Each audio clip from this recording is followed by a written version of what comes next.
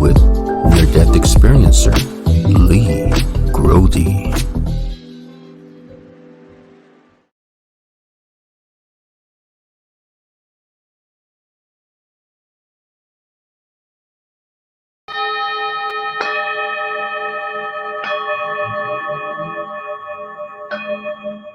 Hi, I'm Leigh.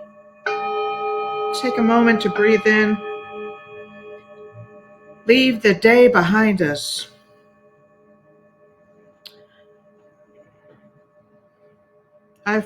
We affirm and we acknowledge the infinite and unconditional love of God, Goddess, all there is, permeating the air and the earth for the highest good of all concerned.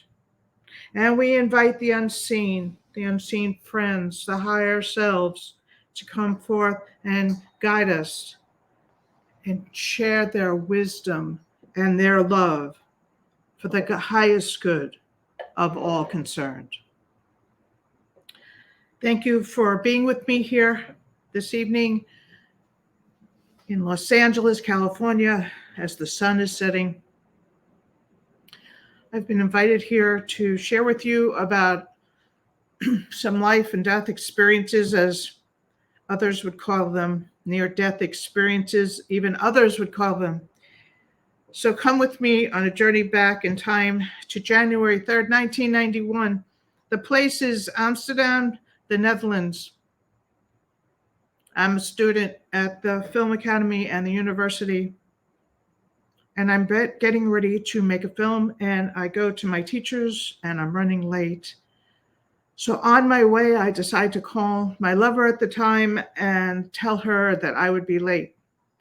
And so I go into a phone booth, and all of a sudden, these hands cover my eyes, much like the game of peekaboo. Only I realized in that moment that I was in Amsterdam and there was nobody around me that knew to play peekaboo. So I elbowed the arms off of me, their grip broke, and then there were two sets of hands on me, and they pulled me out of the phone booth. There were three of them. Two beat me and one watched on, kicking my hip through my rib cage, knocking me to the ground. One jumped in on my chest, beating my head into the ground. I sat up and I left out the top of my head and I ascended my flesh.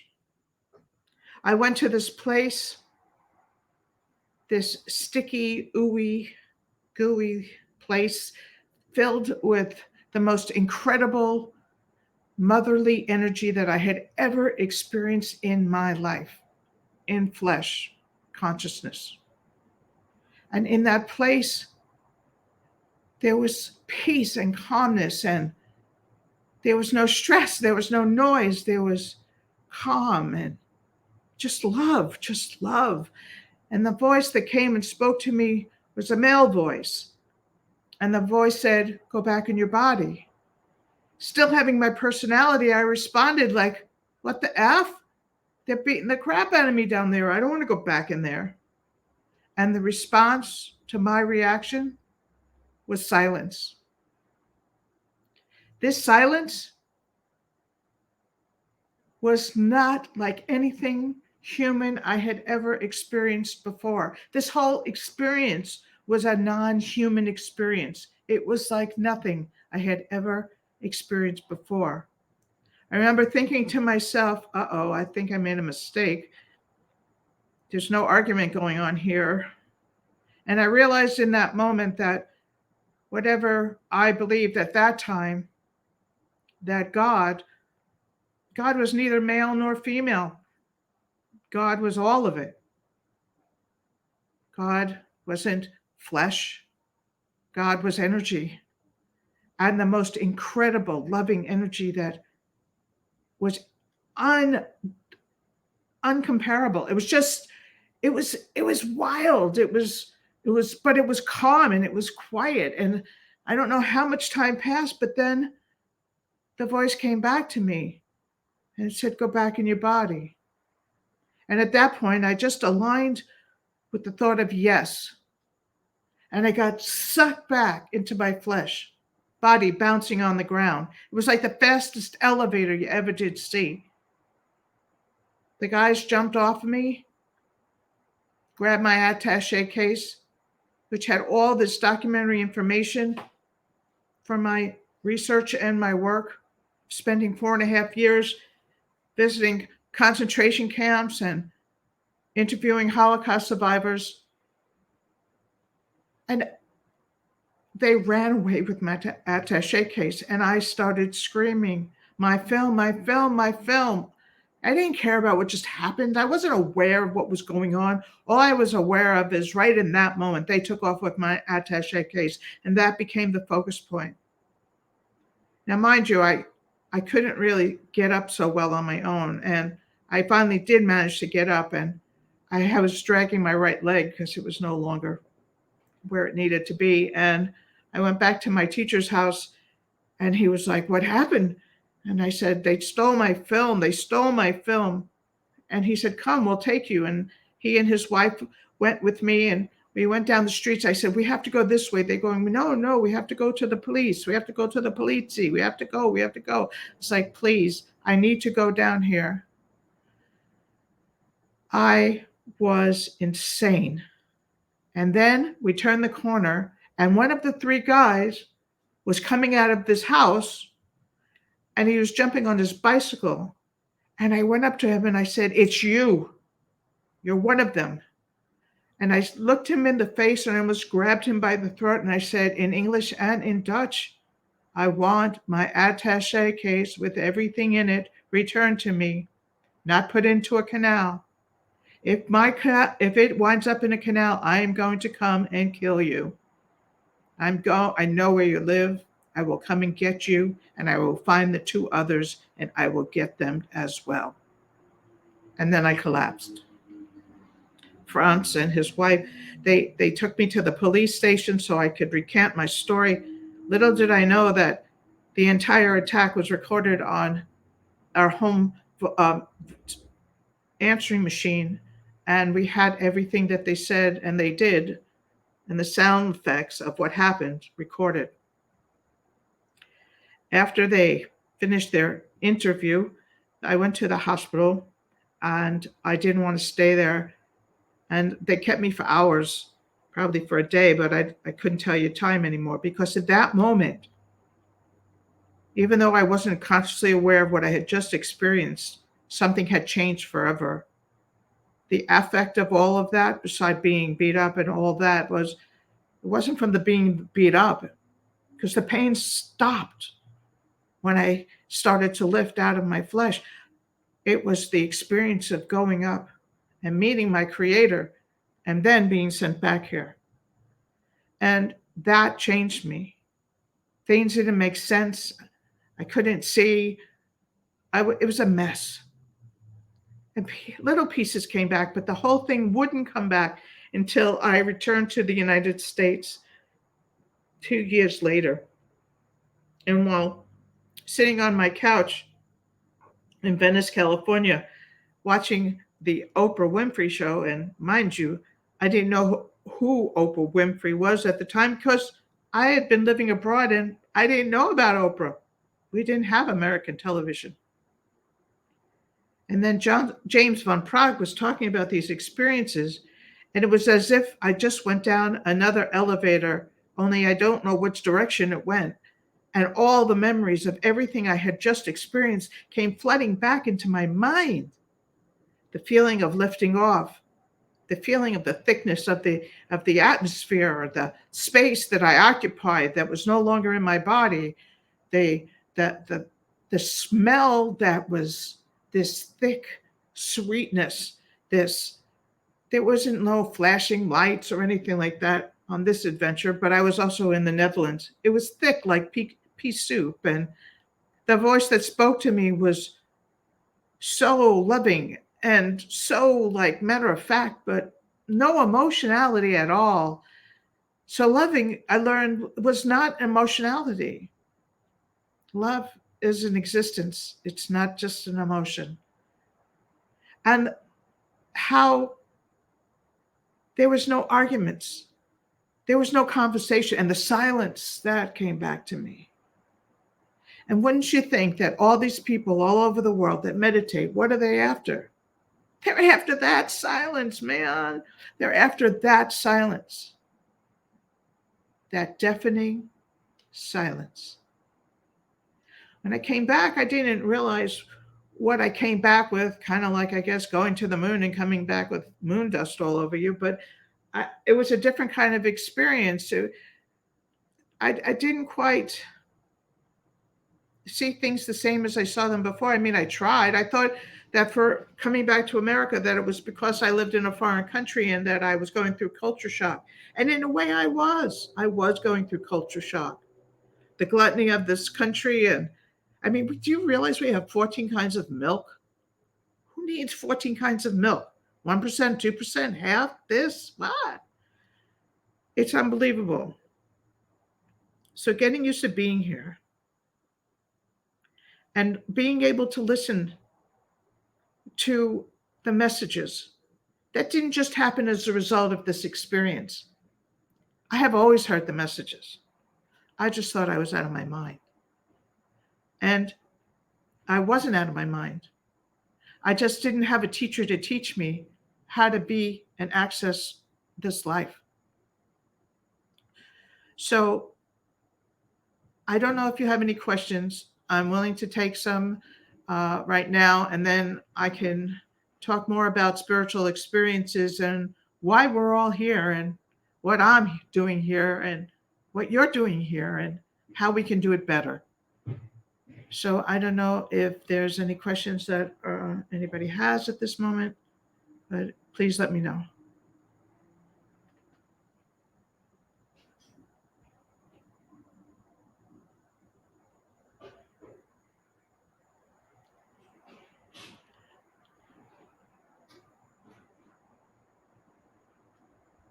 Okay, no response. Okay. I am a person who's had many, what I would call burning bush experiences in this lifetime. I also had a previous near-death experience many years earlier when I was 17 years old in New York, when I was doing drugs, and I was engaged to be married, and which was a secret to my family, but I was nonetheless, and I fell in love with a girl, and it was at summer camp, and I didn't do anything. I just fell in love with her, and it messed me up on the inside. So what I wound up doing after the summer ended was I wound up going to her house and taking about 750 barbiturates with a half a bottle of gin. And I then drove about 2 hours in a semi-altered state, and I proceeded to die. I was picked up and brought to the hospital, and my blood pressure was so low that I had no pulse. They pronounced me dead. And when I woke up, I was on a slab in the morgue as they were about to wheel me into the freezer. I sat up because I had always known that when you die, you should move to the brightest light. So I sat up, and I heard this guy go, "Hey, that ain't rigor mortis." And I was like, uh-oh, I'm in trouble. I started rocking and moaning and groaning, and I rocked myself off the slab on to the cold cement floor, and all I had on was a toe tag.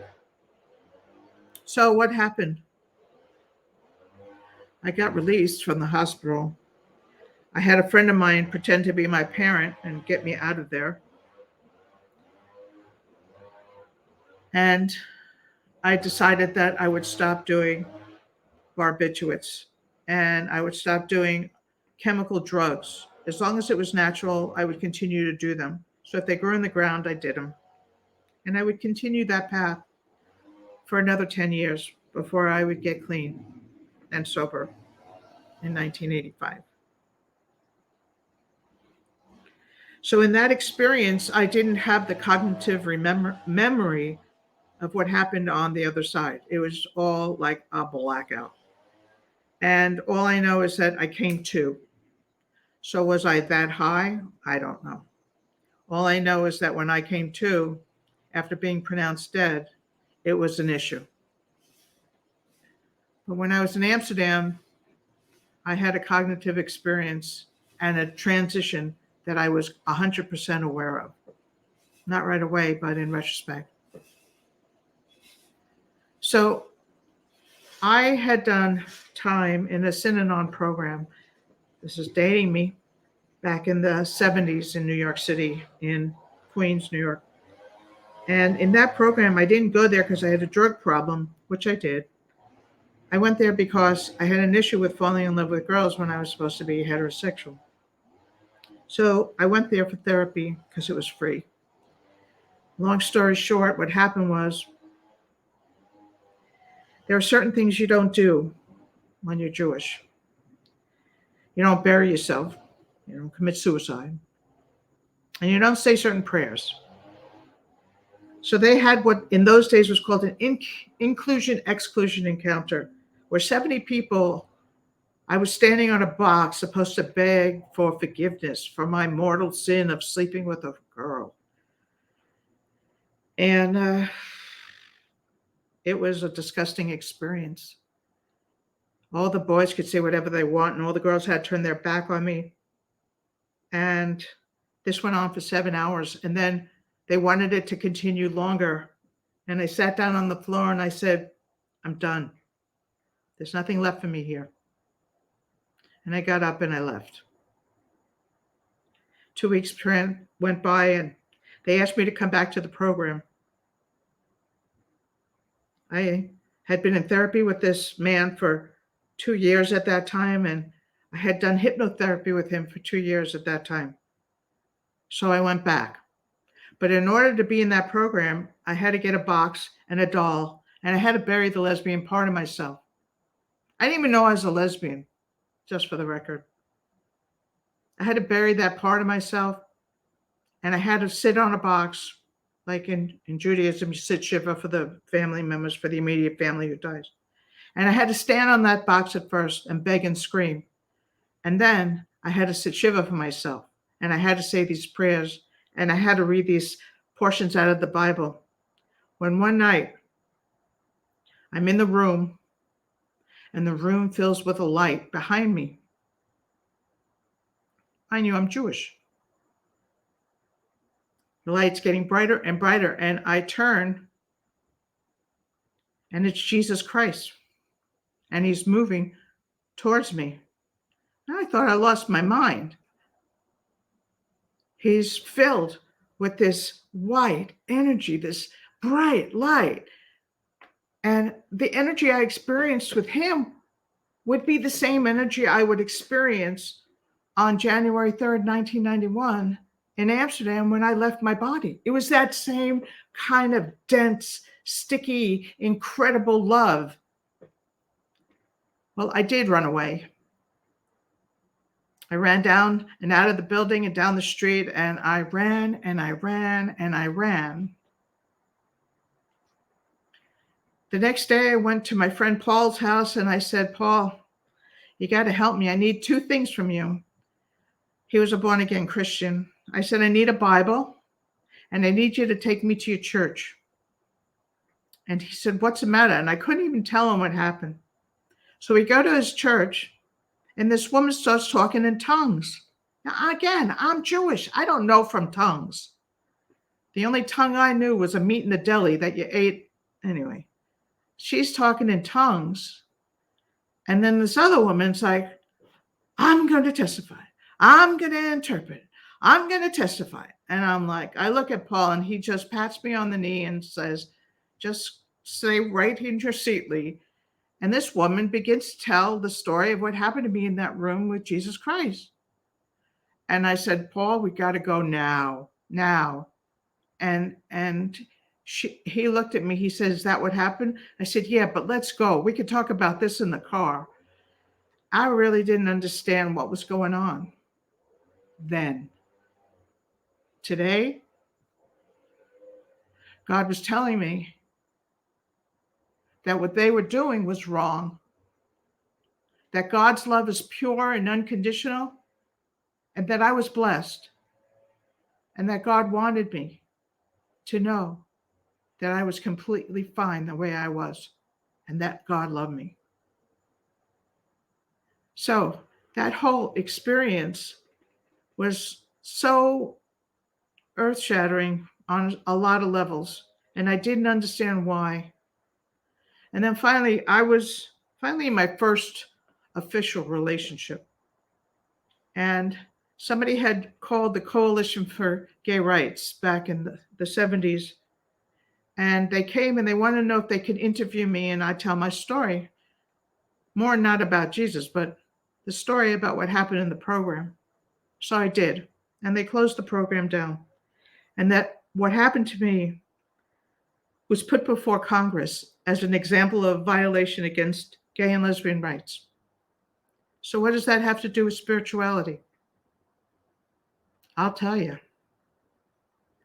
You think I'm going to say it's because I'm gay, I'm spiritual? No. Because I chose, like all of us, whether one is aware of it or not, before we come into this life, that we have a series of soul lessons that we need to learn. And we come into this life in flesh to learn these lessons. So I chose this. I didn't know it at the time, and it would take me many years to really figure it out. But I remember being told by one of my spiritual teachers, she said, Leah, you're not a lesbian. Yes, you have the same-sex partner, but you're all of it. You're not one thing or another. You're not straight. You're not gay. You're just you. It would also take me a lot of years to really understand what that meant. The most important thing in my life is my spirituality.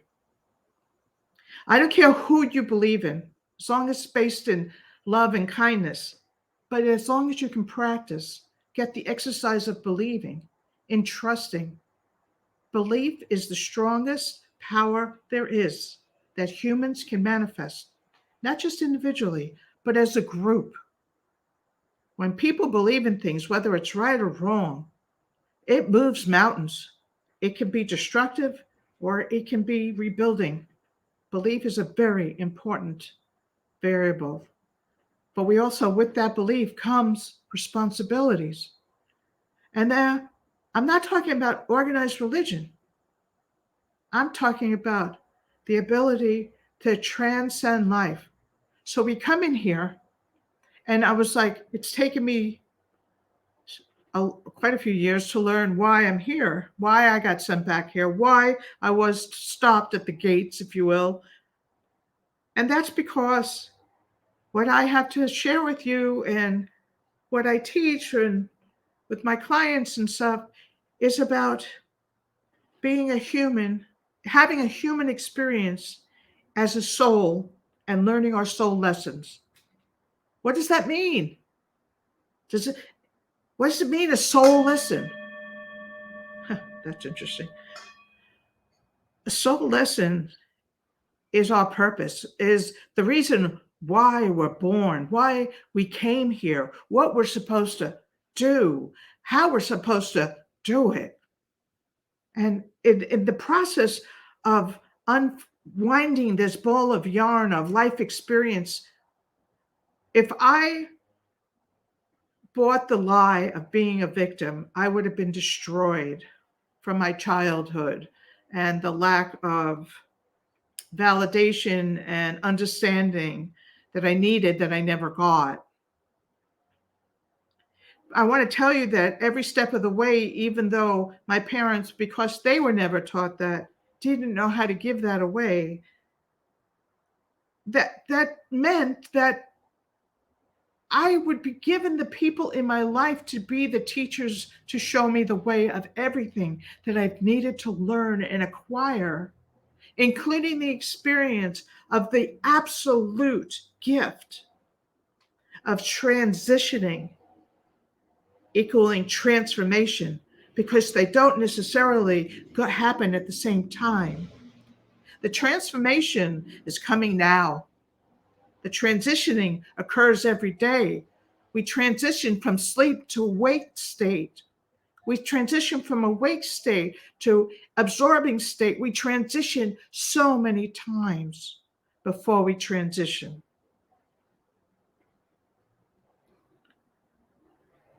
So we're here to fulfill our soul's goals and lessons. Do you have any idea who you were born to be? Have you done the work to clear out what the spaces inside of you that are clogged up with life experiences that are standing in the way for you to become who you were born to be? Are you aware that you're clogged up? Do you want to unclog yourself so that you can re-experience and have the glory of joy and ecstasy without the use of drugs, by the way, in life, where you can really experience divine love, where it doesn't mean you wake up one day and then you're a born again virgin. It once it's gone, honey, it's gone. We don't get to get it back. But the reality is we get so much more. There's so much going on. Do you know how not to join into the collective consciousness of hate and destruction? Do you know how to maintain the space of kindness and caring, of generosity, of support? Are you able to truly put your arms around someone else and say, I really want to hear what's going on with you without thinking about yourself at all? Are you able to achieve freedom? Are you engaged in behaviors that stop you dead in your tracks? Are you sick of yourself already and you want something different? Okay, so it's time. We are living in an amazing time of history. We are living in this time where things can come to us so much quicker that you may not have to drudge through the years of uncovering and discovering the pathways and the shorts and the shorting out and the shortcomings and all the things that I personally had to go through to clear and open and to become a clear channel. Becoming a clear channel is not just about channeling. It's about being a being that's completely open to be able to receive love. People say, so what? So it's love, love. So what's love got to do with it? It has everything to do with it.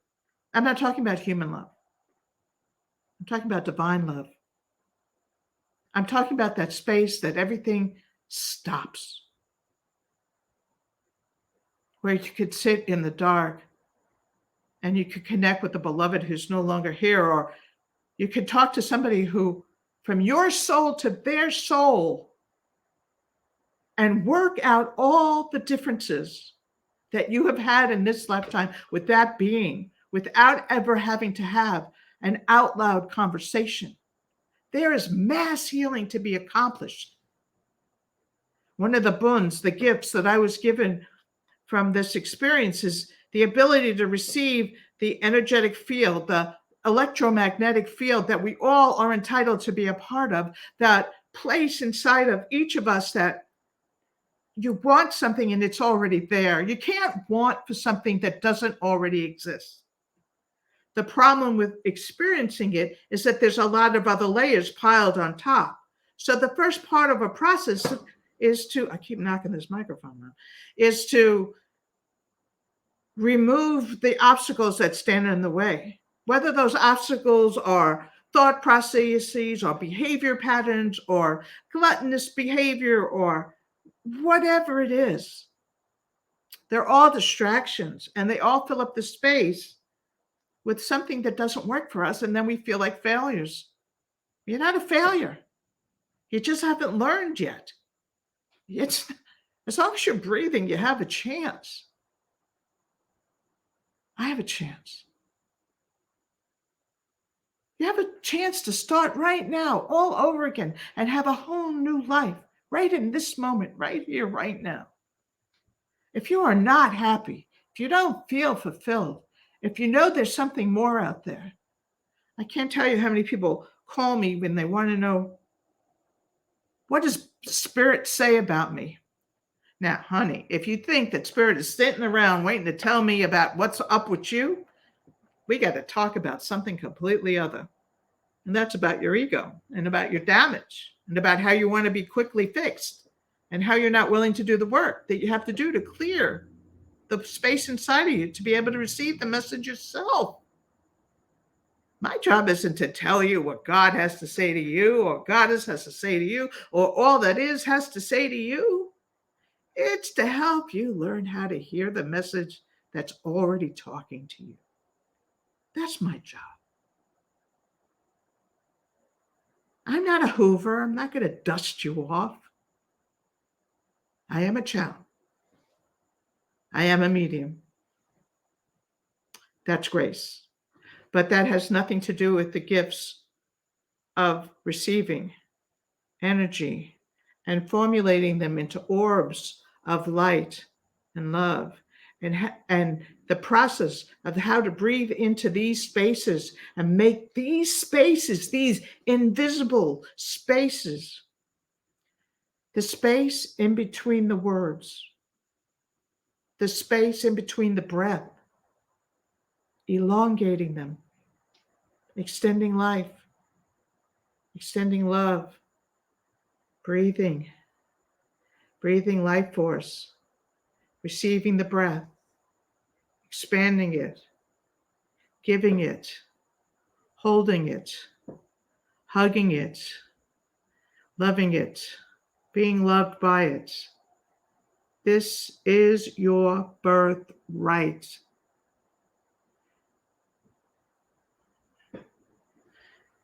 So now again, I'll ask, are there any questions?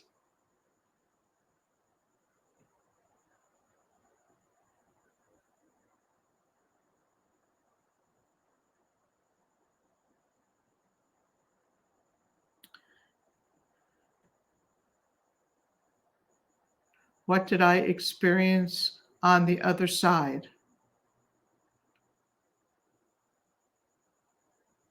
I experienced living. Doesn't stop. I experienced a level of harmony and this incredible love force. There's more than just what we have here on this planet. There's more than we have in living in our bodies.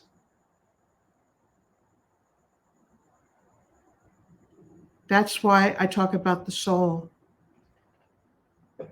In your heart, there's a spark. Some call it the God spark. It's your soul. It's in the heart. And the heart is in the flesh. But the flesh is in the soul. So all this outside is our soul. It's our grander soul. So when you leave your body, your little spark, your little orb of light joins the rest of it, and it merges into that oneness. So when you're in a room and you become aware with others that are around you that you have the spark and this heart and this heart and this body and this body and this larger soul, some call it aura. That's a soul. You're sitting in a room, and other people, same thing. Their spark, their heart, their flesh, their soul. And their soul doesn't stop and start where yours begins and ends. It's all one. The oneness. When you breathe the air and you're in a room, you breathe the same air and you exhale it and you're all one. That's what's on the other side. That's the other side. How old was she when she had, how long ago did you have my near-death experience? 1991. So I was, how old was I? Are you making me do math? That's not fair. What's 2023? So how old was I think I was like 31 or 32. Are you trying to find out how old I am now? I'm 65. I'm about to be 66 years old. So I don't have my calculator here, or I have a pen. Hold on. You're really making me work for this, aren't you?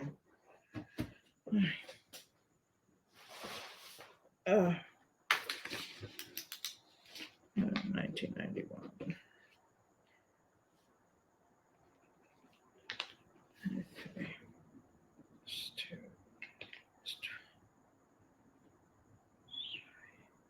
I was 32 years old, which is what I thought. Okay, so I was 32 years old. I know. It's okay. But it was a math question. You know why? Because I live so in the moment. I don't remember. I don't hold on to information I don't need to have, that. But I want to answer your question. So it's okay. No worries. So, yeah. So it happened. And so that's, now that I'm aware of it, so that's, wow. It's almost 34 years ago. So much has changed in 34 years. So much has changed. Any other questions?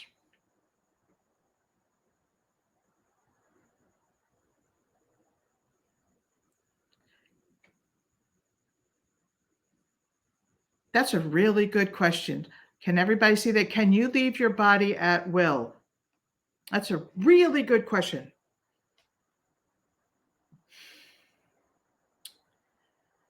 I believe I can. I don't. I have. The reason why I say I believe I can is because in 2016, I had a brain tumor surgery, and I was under the knife for 10 and a half hours. And when they were bringing me back, now mind you, I was on drugs at the time, but I don't think I was in my body. I think I was hanging out with my father on the other side. But when I came back, I couldn't breathe on my own. And they had to, and I remember closing my eyes and saying, if this is my time that you want me back, just let's do it quick. And if not, please help me. And the respiratory therapists helped me. They turned the oxygen up to 100 and I started breathing on my own again, and they weaned me off the oxygen. So I do believe I've left. I can do some really outrageous meditations. And I do think I have the ability to go to the far off distant chakras than the 7 inside the body. So I have, and when I channel, I go into trance, and I think I leave sometimes then too. So yeah, I definitely think I get out of the way. I just think it's a slippery slope because it can't be from ego. It just can't be from ego because the door might shut behind me. Ha ha. I've seen it now. Yes, that's a great question too. Have you seen the Akashic Hall of Records and how did it appear to you? I've done some work with Akashic Records, the Hall of Records, and for me, it's this big brown building off this incredibly um, beautiful field. And for me, it's you walk into the building and there are tall stacks of books, and it's not quite like Harry Potter, but it kind of has that look to it. But for me, it was like going around and through, and that there was a river underneath the Akashic Records building, and it was very interesting. And I've done a lot of work with that study work in the last 3-4 years because I never looked for. I looked to see what I needed to be shown. That's always the question I have. Show me what I need to know. Show me what path I need to go on. I never think about looking back and seeing history or any of that kind of stuff. That's just not how I roll. Does that answer your question?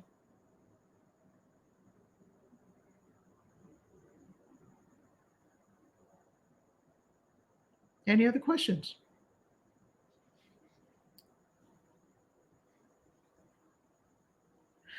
Kind of. Um, kind of. Like you remember Harry Potter and the libraries? Only things didn't move and fly around like they did in Harry Potter, but that was tall. It was a tall stack of shelving. Only it wasn't shelves like we have in America. It was like stone and the different books. They weren't just like normal sized books that we have. They were huge. And a lot of them were really thick, and because there are lifetimes in them. They're not just one lifetime. And it seemed like it was on scroll paper, and the pen seemed very long time ago, not from this era at all, like really BCE, before. You're very curious about Akashic Records, huh? Reincarnation. I'm late on listening and maybe covered already. Reincarnation. No, I didn't talk about reincarnation. Um, yeah, I believe in reincarnation, of course. We have many lifetimes.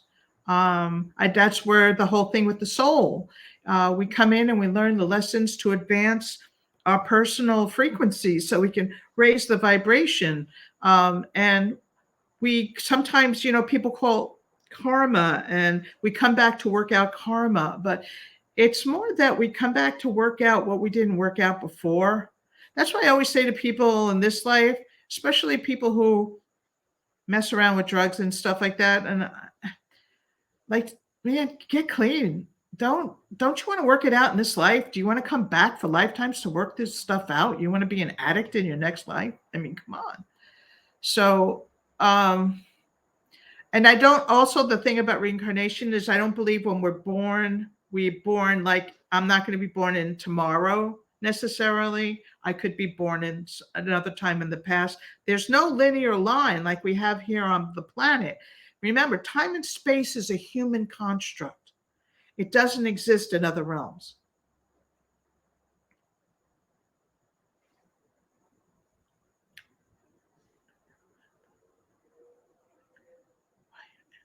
Okay, so you saw the white pages and there were no words on them. There were no pictures on them. That's because either you weren't ready to see it or you were about to write something in your book. Like a life experience is about to happen that would be imprinted. And I don't know what the setup was for you to go into the Akashic Records and see your book, but sometimes you can see a blank page, and you don't have to guide the pen in the Akashic Records hall. You can just be there and be a witness to it being written.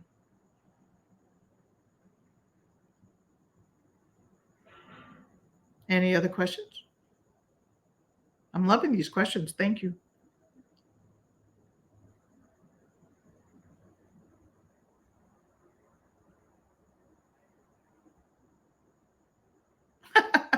That's funny. I think because the veil between here and there has been penetrated in a way. And so you may have had access to your spiritual abilities. Oh, let me reread the question. Why does spiritual abilities increase after coming back? Not that I'm complaining, laughing out loud. I think that the veil, or the thin space between here, there, and everywhere, we penetrate it when we cross through it. Have you ever been with somebody who's eminently transitioning? They're at the last stages of being in this body at this time, and they're readying, and they go back and forth, and they seem like they're hallucinating, and sometimes they are, but really I think they're having conversations with the others who've come forward to be with them to guide them across. I think that once the veil, when you've learned how to cross through the veil, you've learned how to cross through the veil. Like when you're born and you come through, and all that memory gets wiped of your previous lives when you're born. And so living life, you don't remember your purpose. You have to uncover and discover. That's what deja vu is all about. And have I been here before? Yes, you have. Why am I here again? I don't know. You want to find out? Yes. Okay. That's a great place to be. But the spiritual, to having access, that's the difference. I think it's that we have more access to our own abilities. Like I always had abilities, but it was never something that I thought of as an ability. I just took it for granted. I could find things what other people couldn't find. I could see things people couldn't see. Was that because I was different? No. Well, maybe not. No, but no, not really. But it's because I wanted to see them. I wanted it. So I invited it in. It was also part of this journey for me. Yeah.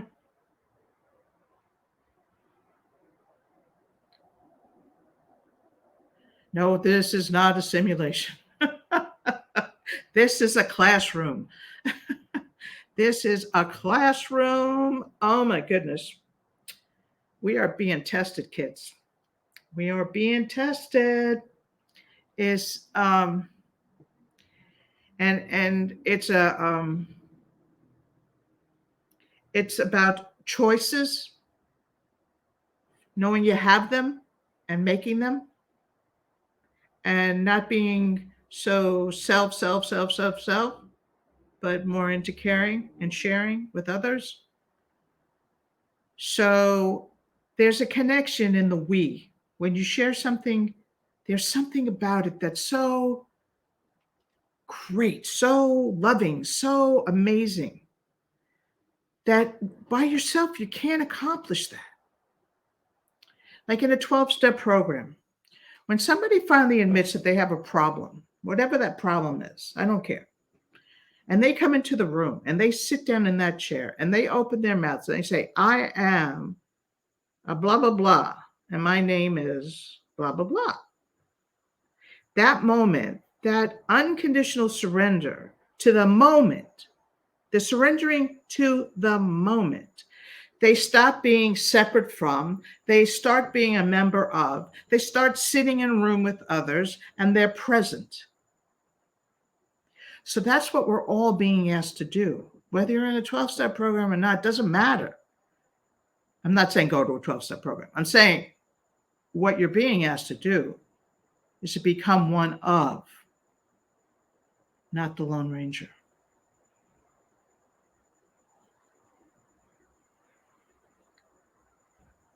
Hell has many levels. Aren't we in hell here? It feels like it sometimes, doesn't it? I don't believe in hell personally. I do believe torture,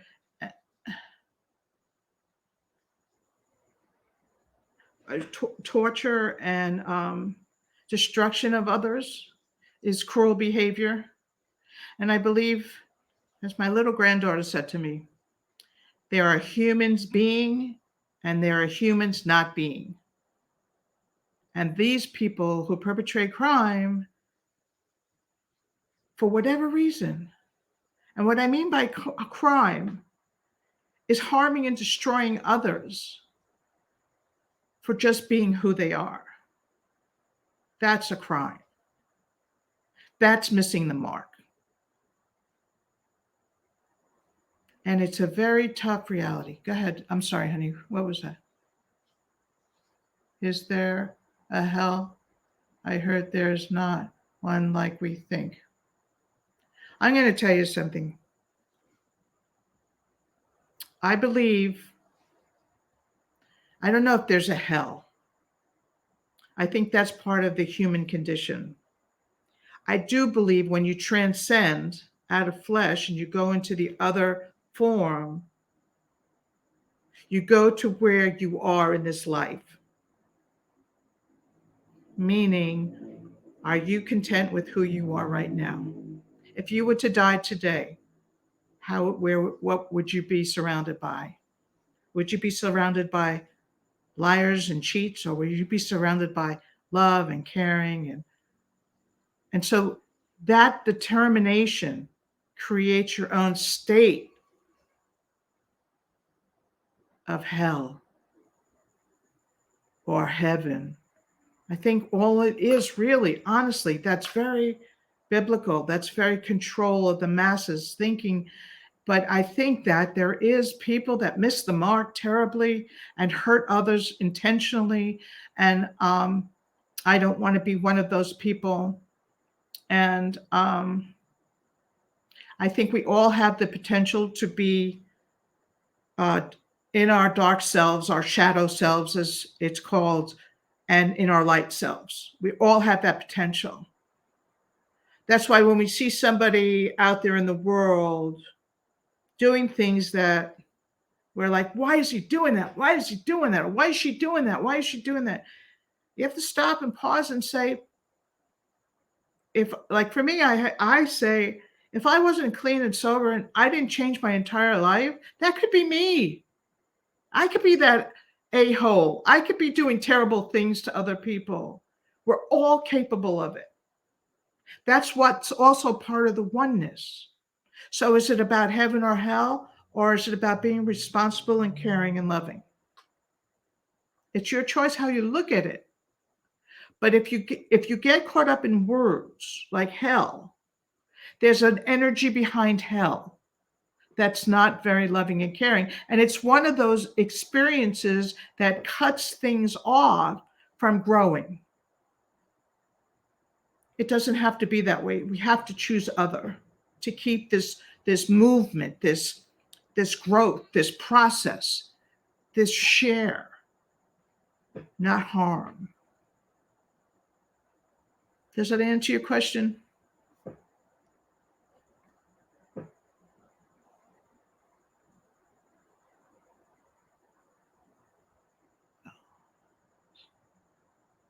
Why do you think God is light? I know that's not light question, no pun. Very good. I experienced that. I just experienced that. When I transitioned in Holland, I didn't see light. I was in darkness. I think light because I think that's a really good question. Okay. I think God is divine love. And that when we expand and grow, We beam. We beam. There's the aura, the light around us. Our souls just tingle with glittering. It's light. And if it's the oneness, that's why God is light, because we're all light. And that ain't light. Thank you. That's a good question too. Well, there are many biological thinkings about that, and then there are alien thinkings about that, and some more biblical thinkings about that.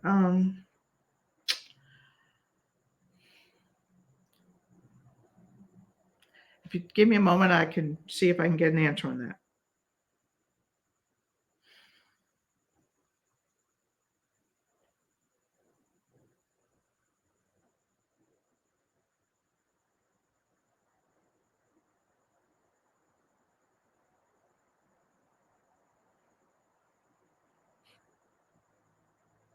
Okay.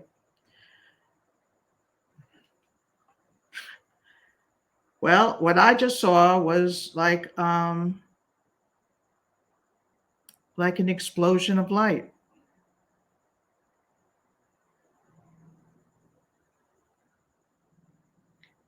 There are so many, there's not a cut and dry answer except that did we evolve from monkeys and apes and do that? I don't know. Did what I just got shown was this like a shooting star kind of a thing in an explosion, and that created life, and everything comes from that, including humans. That's what I was shown. More than that, I cannot say.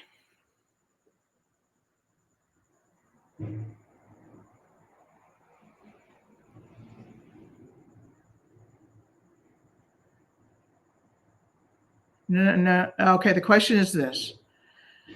If this is school, then maybe young souls are seen as evil for making the most mistakes, and old souls seen as good for making wiser choices.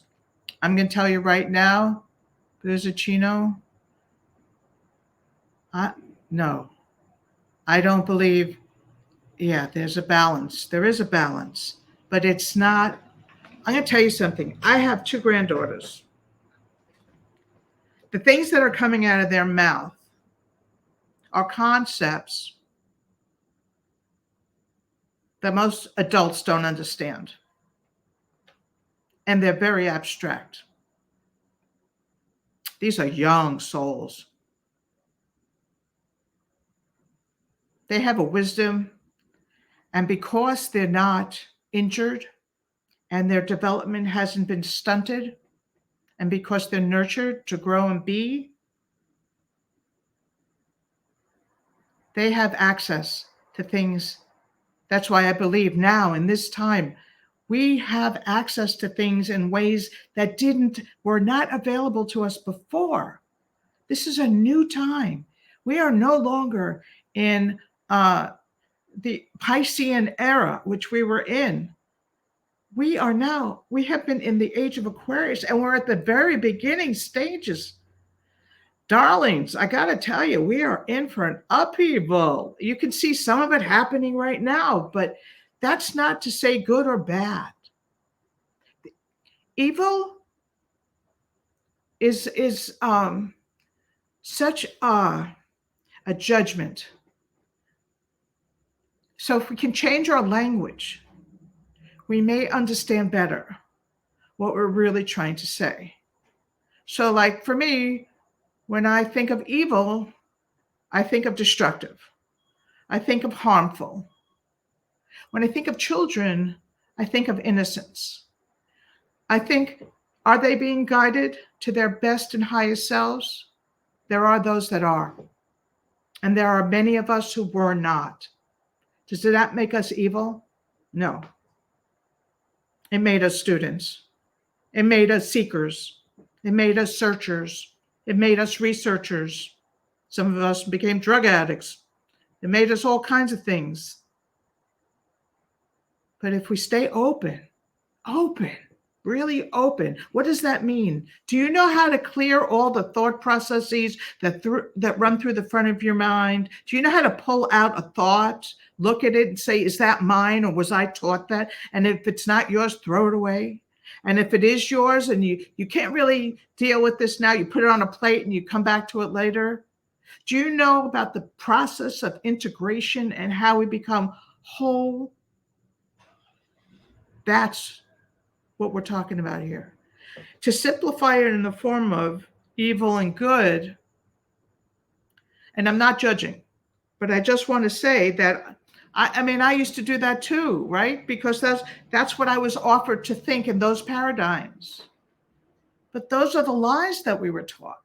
Those aren't the truths. You have an inner voice, next to that spark in your heart, there's a voice inside of you. And when you hit it and you ask the question, you'll hear the answer.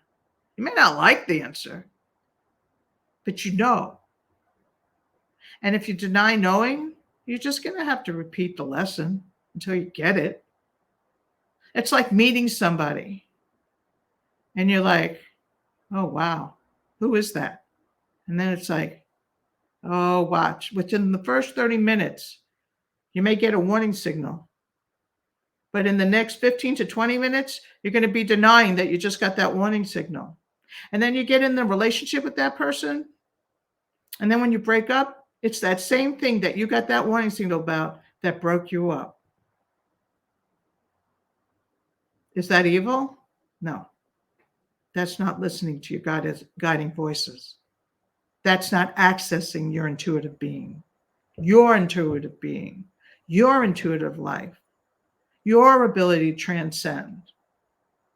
You need help learning, then you find the help you need. You can get there. I got there. I'm here. Any other questions? Does God think? God's not human. God is not human.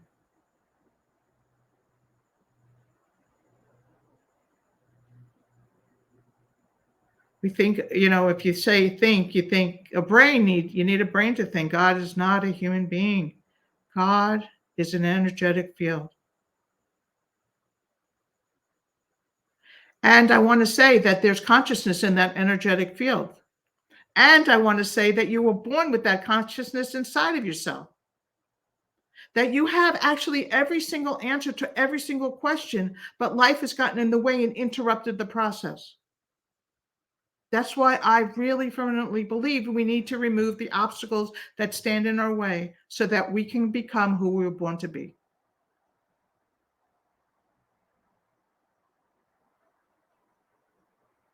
Anyone else?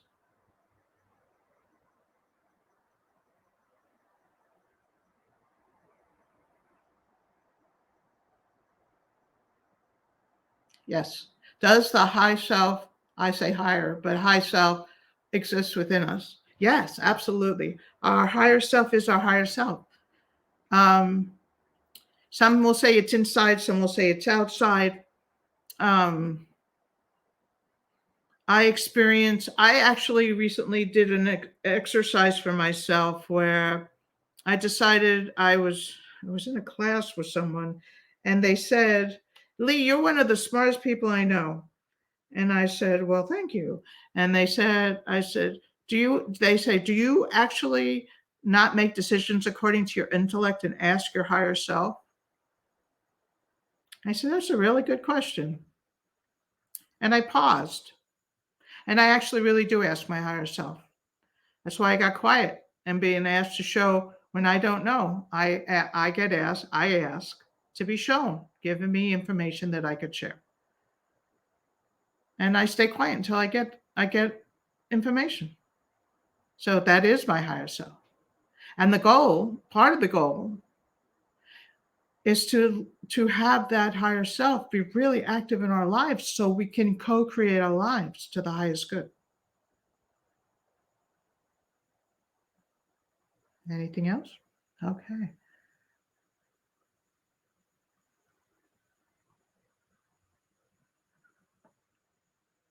That's poetic, I pray for help. Wait, come back. I pray for help, and what I got was love. I looked for light and experienced it from above. That is beautiful. The greatest prayer you could say is help me. And yes, of course you got love, because that's the help.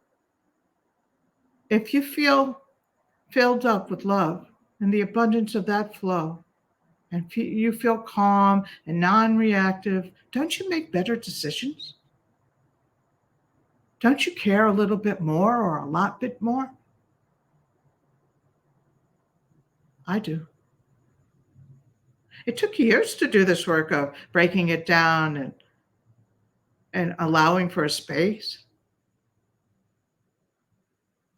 It's worth doing. What else do you got to do? I mean, really, what else? And light from above, light comes in every direction. Isn't it gorgeous when there are clouds and the light breaks through the clouds and there are just rays beaming down? That's like breathtaking. Yes, why not? And that's from the sun, but it's still light.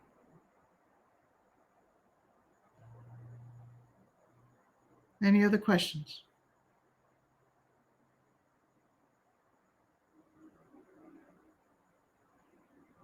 Is there such a thing as fifth dimension, and do we exist in different dimensions currently?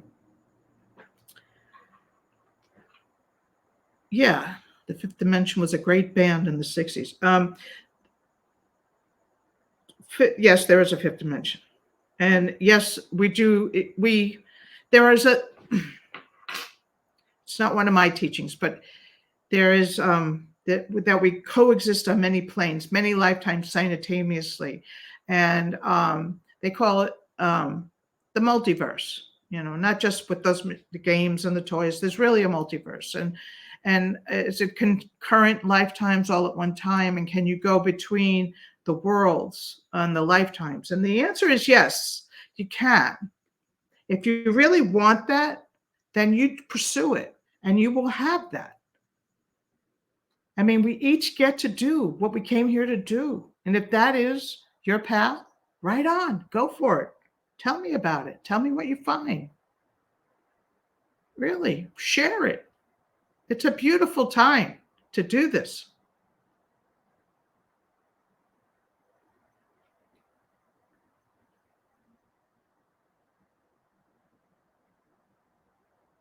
Any other questions?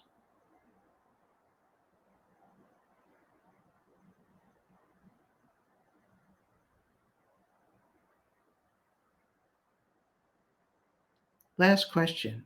How can we access the resource of the version of ourselves on a different dimension? Wow. Okay.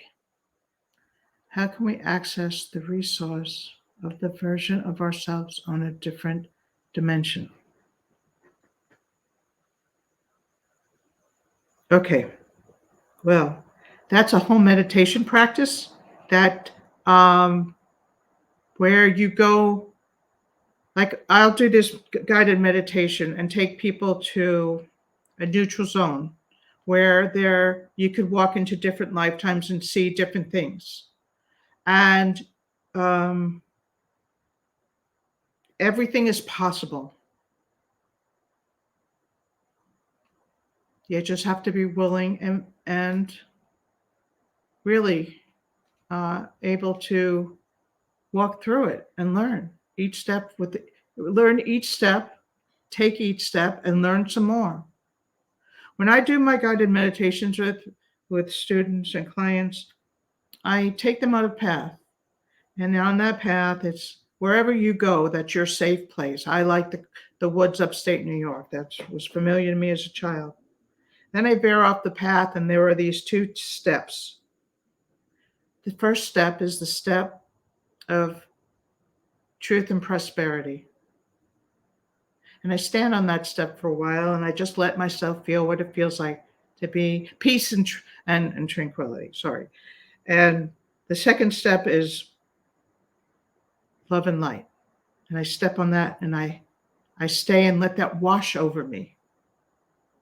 By staying present in these spaces, it opens the door. And from that place, step up into a field of limitless possibilities. And then, if you have guides, you can invite your guides in to take you by the hand. And there are different ways to see different things. But to be shown a simple idea. You get that idea and you breathe into that idea and you meditate on that idea and say, I am willing and I am ready to experience this other dimension. And enjoy it. It's yours. It's your birthright. Thank you.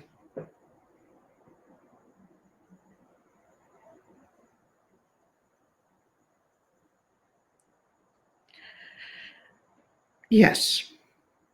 What I want to say to all of you here tonight and tuning in later on is this is a time for clearing up all that doesn't work for us. It's a time to be rid of it, to stop perpetrating the fantasy of negativity. This is a time to allow yourself to believe you deserve the joy and the love. Take a bath in it. Take a shower in it. Go for a swim in it. Be in it.